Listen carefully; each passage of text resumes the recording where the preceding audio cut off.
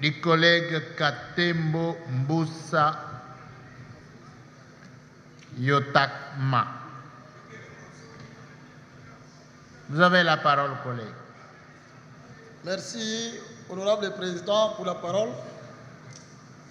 Honorable président de l'Assemblée nationale, honorable membre du bureau, estimés collègues, j'ai sollicité la parole ce jour afin de porter à la connaissance des représentants directs du peuple que nous sommes la situation des catastrophes naturelles qui ont frappé le territoire de Mahagi ainsi que du récent massacre dans le territoire de Djougou.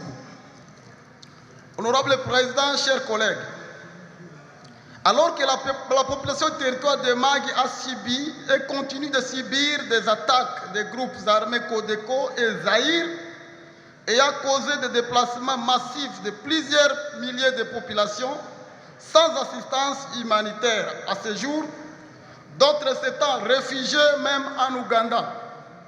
Voici que Dame Nature vient s'ajouter à la liste des sources de malheur de la population itourienne.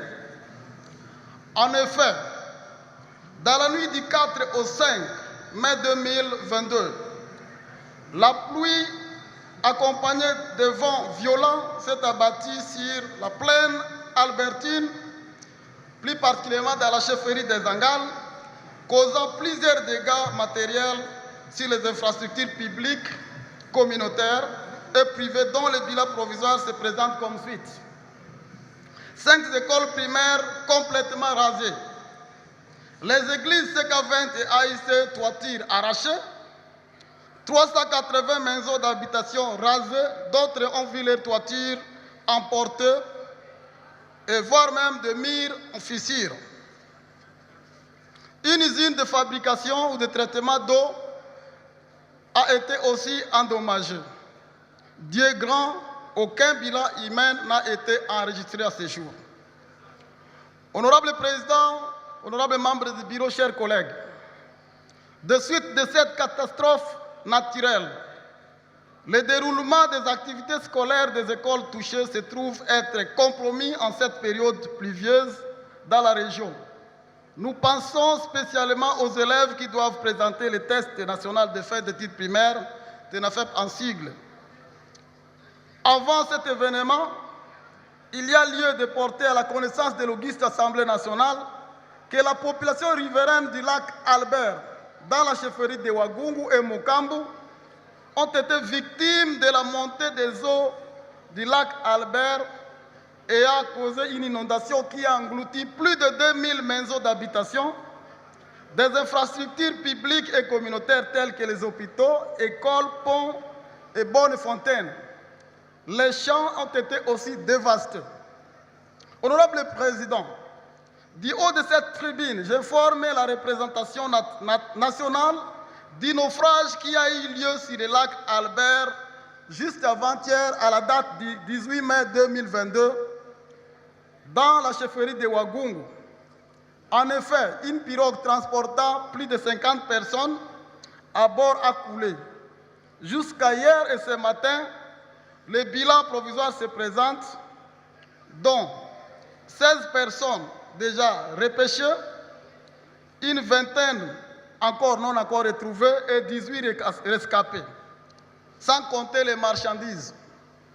Cette situation n'est que la conséquence logique des inondations que nous avons évoquées précédemment et qui ont détruit une quarantaine de ponts sur les voies pourtant stratégiques pour l'économie du territoire de Mahagi.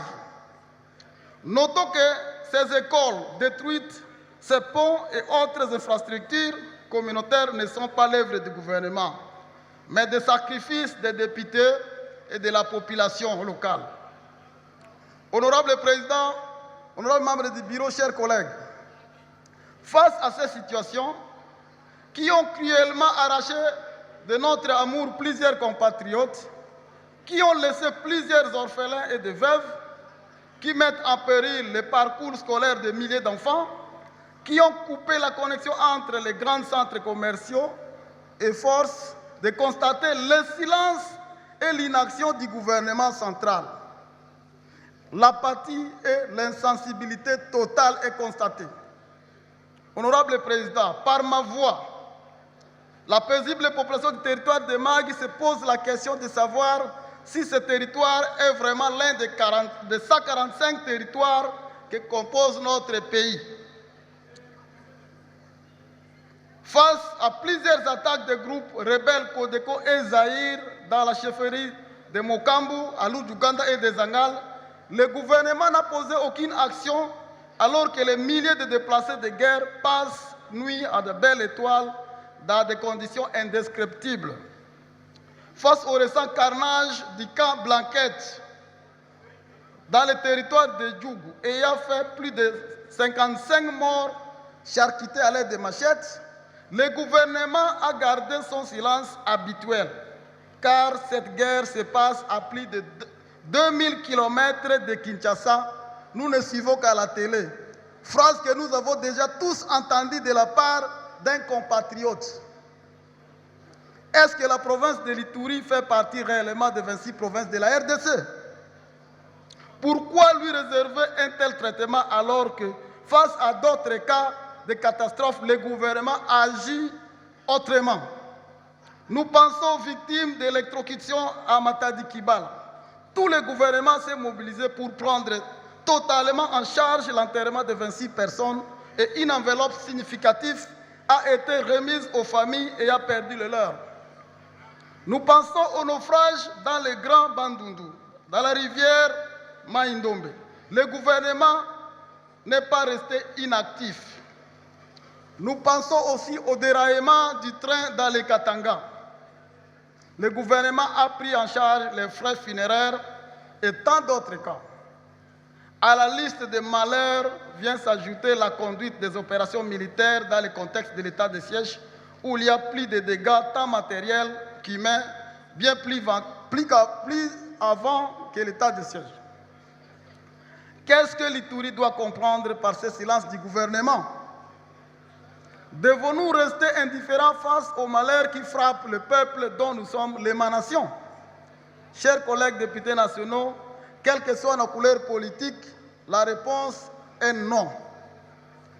Que les familles endeuillées par ces massacres et catastrophes évoquées trouvent ici l'expression de ma compassion.